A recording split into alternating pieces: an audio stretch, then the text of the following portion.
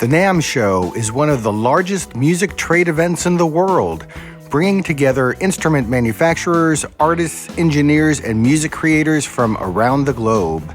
This is where companies debut new gear, show off prototypes, and give hands-on access to instruments months before they hit the market. For musicians and gear enthusiasts, NAMM is part trade show, part innovation lab, and part community, an opportunity to see where music technology is headed next. Greetings from NAMM 2026. It's NAMM 125 this year. I'm going to take you through some of the highlights of the keyboard offerings this year. We're going to walk around the floor, see what's new, see what's being made available. I'm going to try to hit as many of the manufacturers as I can. If I don't hit the manufacturer that you're interested in, apologies up front. I don't know that I'll be able to see it all, but I'm going to show you the highlights of my visit today at NAMM. Viscount's booth introduced the Legend 70s Mark II stage piano and the Legend LM lower manual for the Legend 1. The Legend 70s Mark II features double-core DSP, new aluminum knobs, and updated key beds. And the Viscount organ makes a wonderful sound.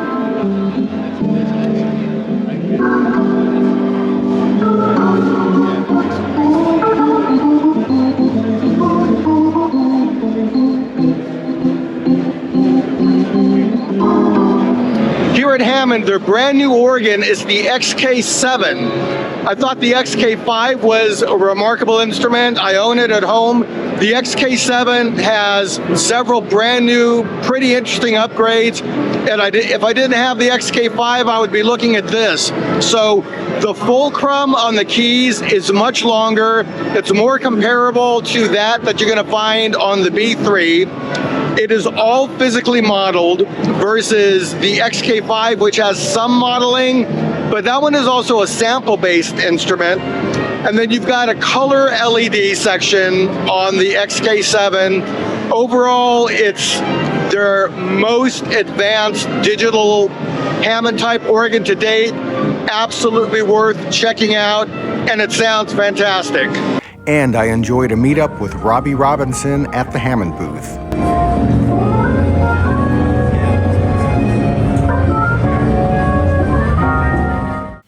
Also at Hammond, keyboard players can engage in a wind instrument experience with their many Mellotron offerings. Over at Kawai, we don't have any new electric type of digital keyboards. They did announce two new digital pianos, one that is kind of a quasi baby grand style, another one that is a quasi upright style. Kawai had examples of their ES series, MP7 SE, and MP11 SE on hand. The Shigeru Kawai is one of the best grand pianos I've ever played. Check out the decor on this version. Kurzweil introduced a stage piano offering loaded with classic Kurzweil sounds. With its hammer action feel and piano voices, it's aimed at players who want reliability and great tone. Right behind me at Kurzweil, I just checked out their brand new SP8. It's a stage piano, so it's less advanced than something like the 2088, where that instrument is more of a workstation. The SP8 is more of a stage piano designed for gigs. I put my hands on a couple of the models they have on the floor. Would I use it? I don't think so. I wasn't primarily impressed with the piano sounds. I also got to say, and I've had this before with Kurzweil instruments, I just didn't find navigating the panel on the board intuitive. So being able to move from sound to sound, I'm sure, of course, once you understand the layout, you're going to know what you're doing, but just approaching the board as a brand new player, compared to other keyboards where you can just flip it on and it's kind of more straightforward where to go to change sounds, etc. I didn't find the SP8 intuitive in that sense. That said, if you're looking for a stage piano, you might check it out, spend some time with it. I just did a quick overview on it. The release date is scheduled, they say, for May of 2026. The Nord Electro 7 refines what Nord does best: premium keyboards, electric pianos, and organs in a road-ready package.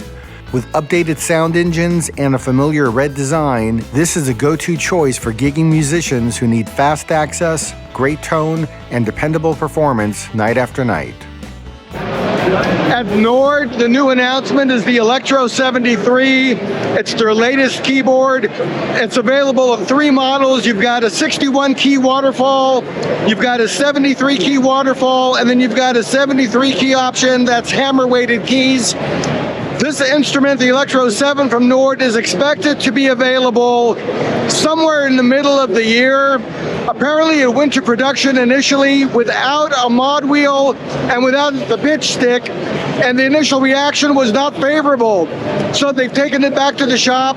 They're going to add the mod wheel, the pitch stick, and then hopefully sometime this spring, the Nord Electro 7 will be available. I'm also told that they put a lot of work into the organ engine of it, particularly with the rotary emulation.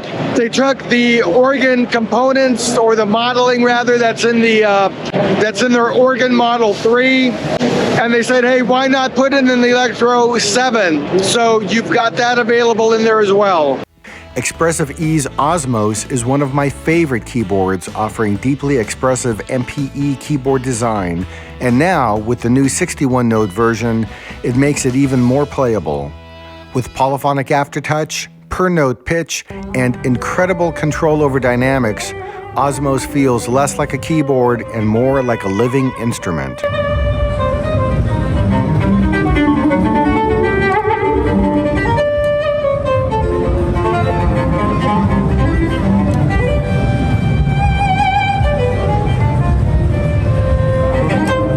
Mellotron was on hand with their latest micro module, plus the M4000D rack mount unit. These units deliver those unmistakable vintage choir, string, and flute textures in a format that fits today's rigs, bringing classic character without the maintenance headaches. At the ARP Foundation, they had vintage ARP Omni, vintage ARP Odyssey. I was able to put my hands on and play. It's been a long time since I played the original ARP Odyssey, and I've actually never played the Omni, so it was a nice experience to put my hands at those thanks to the ARP Foundation.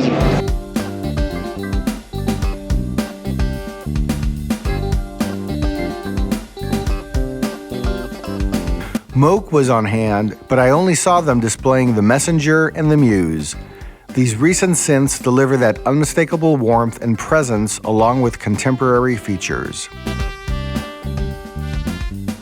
Stepping into the Roland room, I didn't spy any new significant keyboard offerings, but they did display their CR78 software rhythm composer for the Galaxia system, and their TR1000 earned a Best of NAMM award.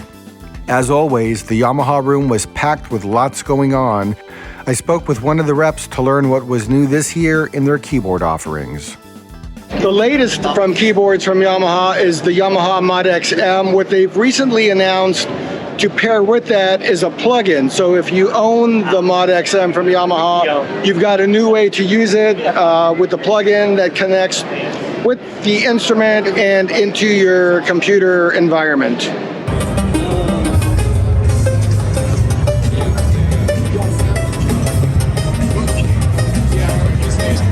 There's a company here called VMU Sonics, VMU, and they're showing off this 4-voice polyphonic synthesizer. They mentioned inspiration from the original Oberheim 4-voice. They took that to a new level, created a design to expand on that in a Moog style, and then the patching system is more similar to that you find on the ARP 2600. There's patch cables on the back so you can flip it on, start to make sounds immediately. You can also use the patch points on the front. It looks phenomenal. If you're familiar with the used market on things like the Oberheim 4-voice, those are going to cost you a pretty penny. The VMU isn't cheap. They're taking $8,000 deposit and then another $8,000 on completion. So this 4-voice modular synthesizer is about $60,000, but if mod synths are your thing, this instrument is amazing.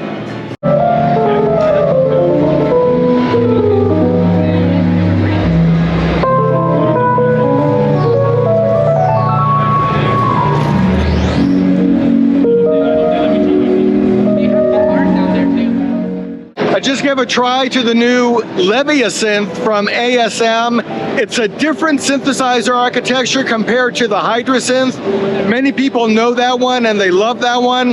If you like that synth, you're probably going to love the Leviasynth as well.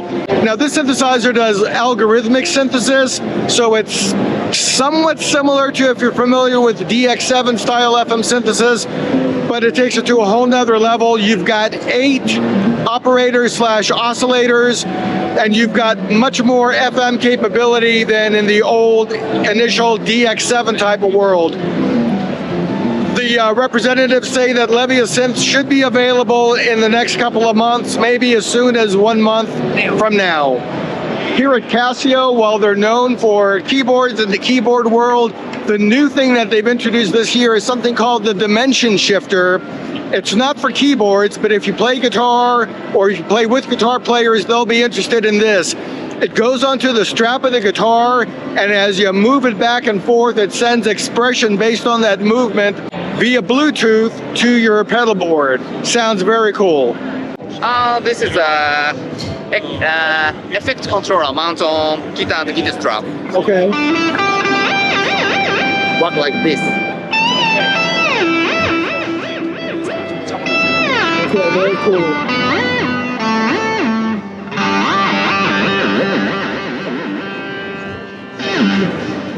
I've been looking for a new keyboard stand to fit some of the keyboards at the house, and honestly, I've been not happy with what I've been seeing. I just took a look at these modular systems available from Black Panther. Super solid. They're modular. For me, this is going to work out wonderfully. If you're looking for a solid 2-tier system or 3-tier system, plus with some modular capabilities for speakers, for computers, Black Panther looks like a great option. Spectrasonics was on hand to showcase their new Omnisphere 3 software, expanding its already massive sound design engine with deeper synthesis options and even more expressive control. Paired with Keyscape, which remains a top keyboard instrument library, Spectrasonics covers the bases for musical inspiration, whether you're scoring, producing, or performing. Plenty of acoustic grand pianos were on hand, including models from Pianoli, renovated Steinway pianos, Bechstein, Fazioli, and more. In the keyboard world, the acoustic piano is my desert island instrument. Now for a bit of fun from some non-traditional offerings. Eternal Research was on hand with the Demon Box. This enigmatic device blends analog grit with digital control in a way that feels both experimental and musical. It's not just another effects unit, it's a sonic laboratory. The sculpted metal chassis and glowing controls invite you to twist, push, and explore textures ranging from subtle harmonic drive to chaotic modular style feedback. Anukari bridges music making with a bit of engineering and science in their very fun 3D physics synthesizer. It uses 3D physics modeling that you can design yourself to generate sound by manipulating virtual objects that move and interact in a physical space. The result is organic, unpredictable textures that feel alive, perfect for experimental sound design and cinematic work. Pocket Scion is a compact, creative instrument designed for quick inspiration, encouraging experimentation. Simply connect the wires to living organisms, and voila, you'll stumble onto new sounds to inspire a soundscape project.